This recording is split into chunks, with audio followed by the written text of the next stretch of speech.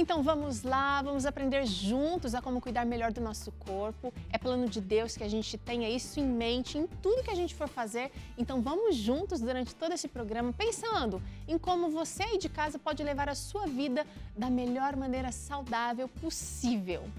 Eu trago aqui um pensamento para a nossa reflexão no programa de hoje da escritora americana Ellen White, que disse o seguinte: Deus não conduz jamais seus filhos de maneira diferente da que eles mesmos escolheriam se pudessem ver o fim desde o princípio e discernir a glória do propósito que estão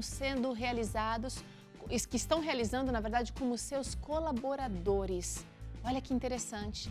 Quantas vezes a gente deseja, que aquela situação a gente não esteja passando por aquilo, aquele problema, aquela tempestade, mas o convite de hoje, através dessa escritora que foi tão inspirada, é para que a gente confie de que Deus está dirigindo a nossa vida, mesmo através das tempestades. Confiantes, vamos então seguir no dia de hoje para que a gente possa viver bem, mesmo em períodos desafiadores.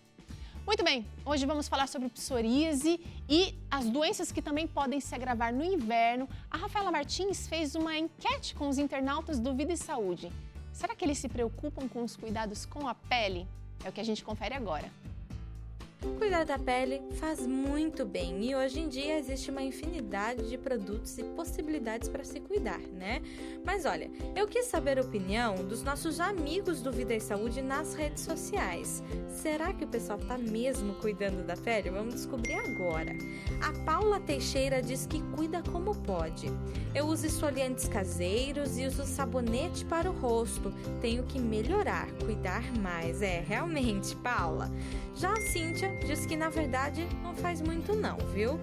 Assim como a Paula. Bom, ela diz o seguinte: meu cuidado diário é usar protetor solar fator 50 apropriado para o rosto e também esfolio a pele 1 ou 2 vezes na semana. Cíntia, protetor já ajuda, né? Mas a gente consegue caprichar mais um pouquinho, viu? Outra participação foi da Luciana Gruber, que se empenha bastante para ter uma pele bonita. Ela contou pra gente o seguinte: uso protetor solar com cor, lavo o rosto com sabonete glicerinado, sempre procuro lavar o rosto com água fria após o banho. No inverno, eu uso hidratante próprio para o rosto à noite. Também uso creme ou gel à base de hidroquina 1 ou 2 vezes por semana.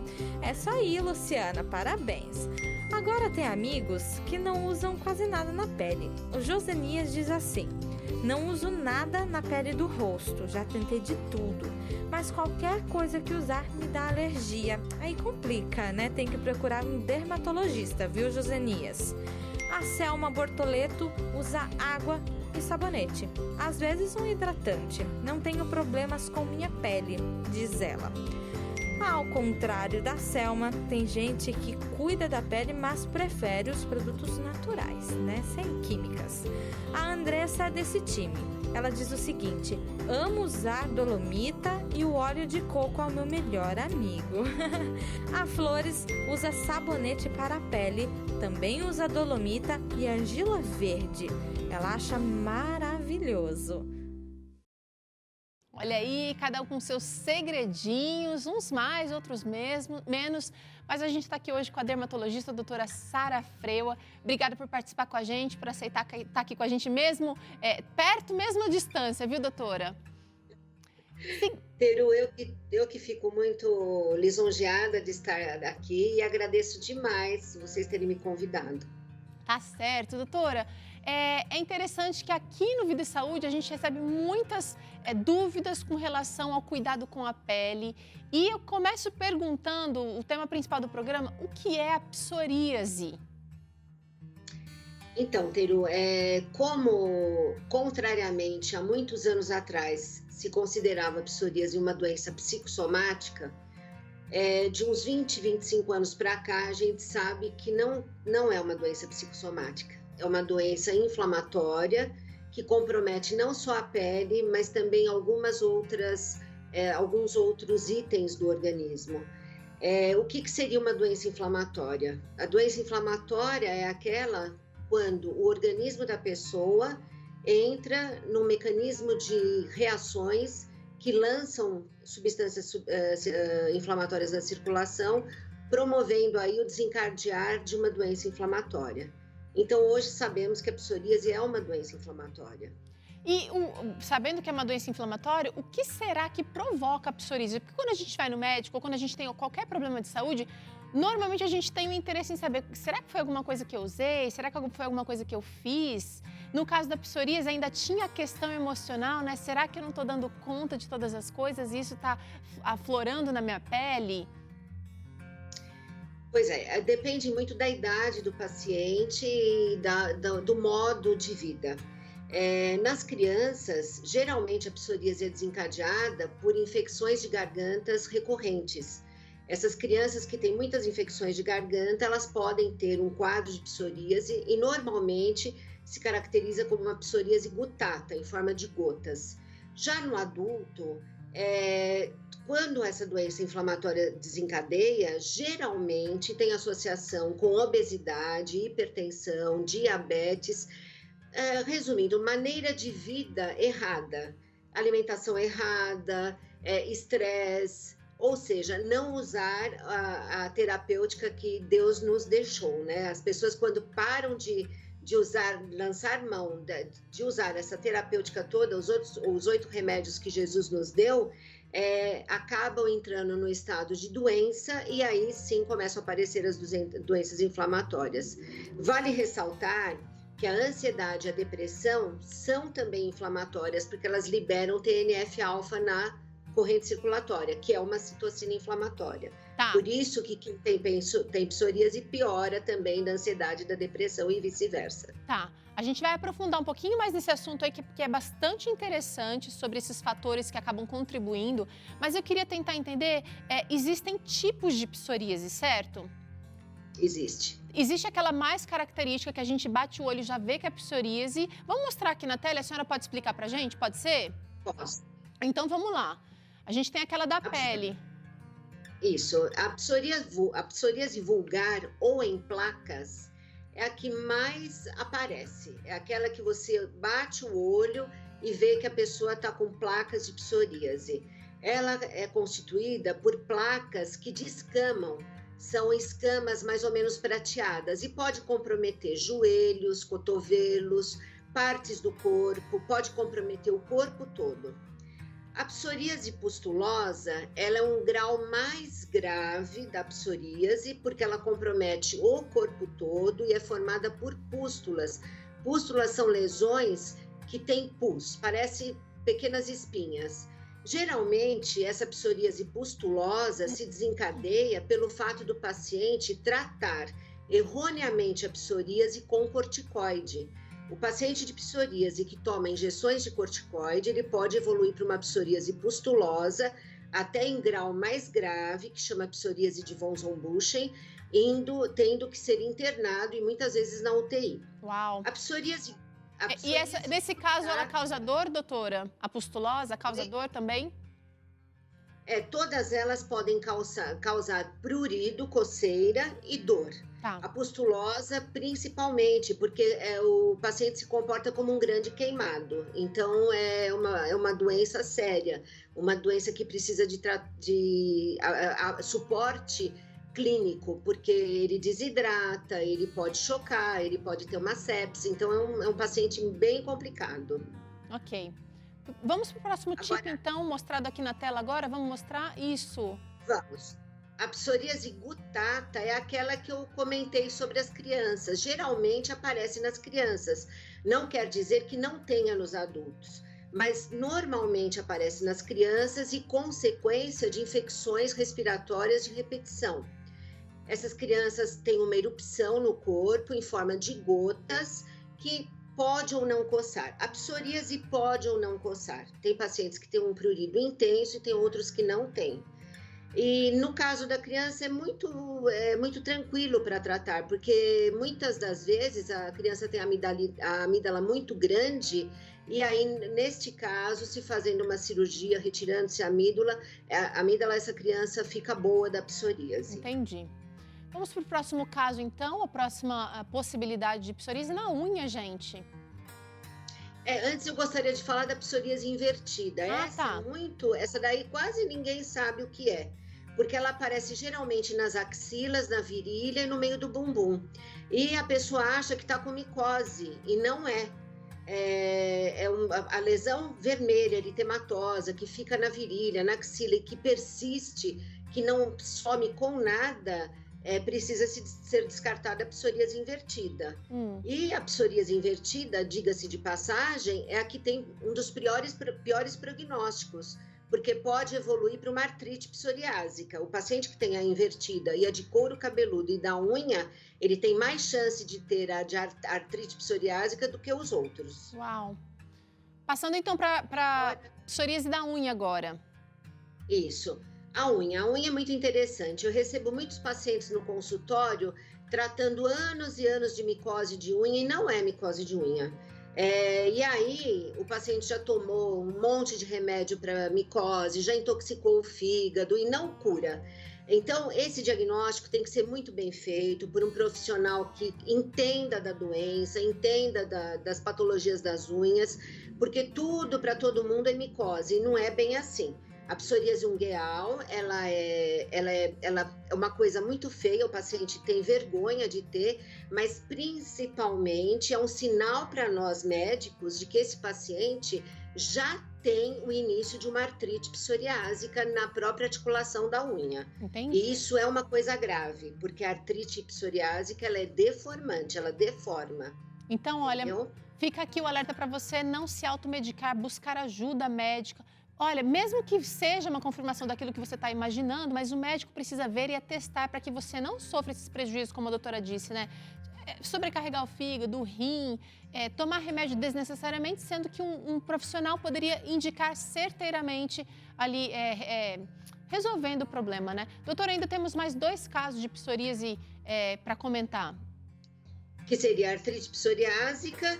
Eu vou primeiro falar da psoríase do couro cabeludo. A psoríase do couro cabeludo, ela aparece geralmente na região do occipício, aqui atrás do couro cabeludo, com escamas muito grandes, prateadas, pode ou não coçar, geralmente coça, e o paciente sempre acha que está com feridas no couro cabeludo. Não é uma descamação intensa que acontece no couro cabeludo. E a artrite psoriásica, né, é a mais importante do ponto de vista clínico, porque ela deforma. O que acontece? Entre as articulações, existe um fenômeno inflamatório da psoríase, que faz com que as articulações sejam, assim, de verdade, detonadas. Elas se destroem, às vezes existe reabsorção óssea e o paciente realmente fica deformado. Se acontece na mão, o paciente fica impossibilitado no futuro de mexer com a colher, de se alimentar, nos pés de caminhar, e na coluna ele fica realmente com dificuldade para caminhar, para sentar, para se levantar. Então é o tipo de psoríase que deve ser detectada logo no início e ser tratada de forma contundente, para não ficar com sequelas. Entendi.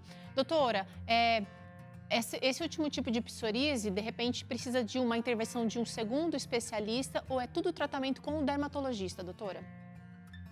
Então, a artrite psoriásica, a gente sempre pede avaliação de um reumatologista associadamente. Muito embora a primeira manifestação da artrite psoriásica pode ser naquele paciente que tem a psoríase ungueal. Aí, nesse caso, é o dermatologista que diagnostica. Mas, para tratar, todos os dermatologistas que têm um conhecimento profundo na psoríase têm chance de tratá-la, sim. Entendi. Doutora, você mencionou mais cedo aqui no programa que existem comorbidades ou talvez outras doenças que podem piorar ou que podem facilitar a instalação da psoríase, se é assim que eu posso dizer, né? Que seriam reações em cadeia, porque são também doenças já inflamatórias. Queria falar um pouquinho sobre elas, a gente preparou aqui um display, de repente falando sobre diabetes. Por que isso interfere na psoríase, doutora?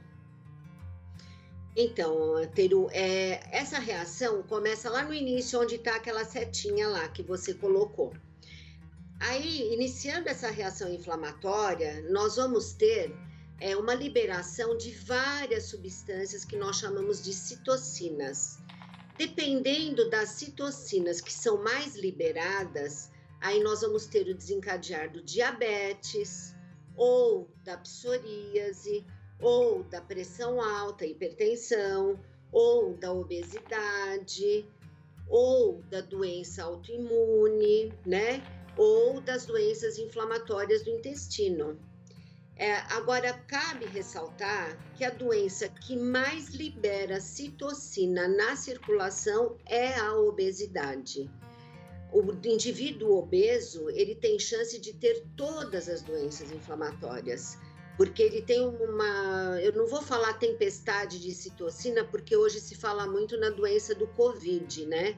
Se fala na tempestade de citocina, mas é uma enxurrada, vamos dizer assim, de citocina na corrente circulatória, e dependendo da citocina que é liberada, estimula-se o desencadear de outra doença inflamatória. Então, por exemplo, na psoríase, nós temos uma liberação maior da interleucina 17, da interleucina 23, e aí desencadeia a psoríase, né?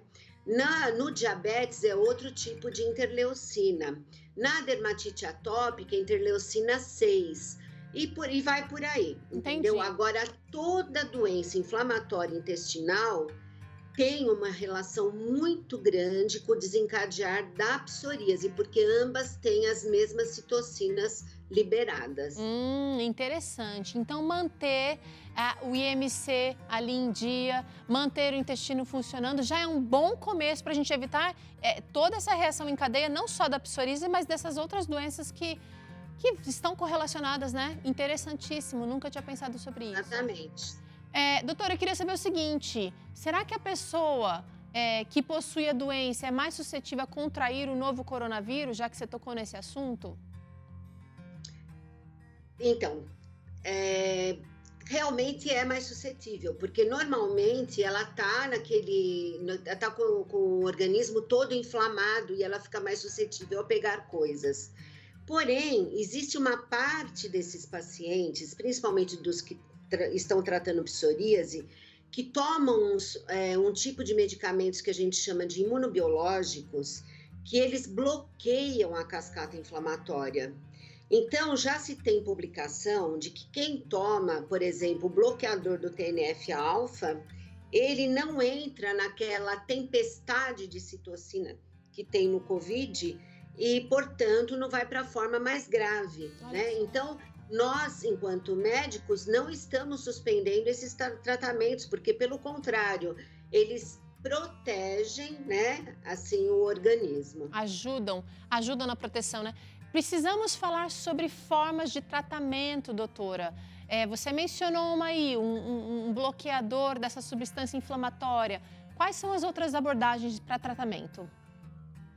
O tratamento, a gente vai fazer um tratamento sistêmico se ele tiver uma psoríase de moderada a grave. Na psoríase leve é só tratamento tópico, tá?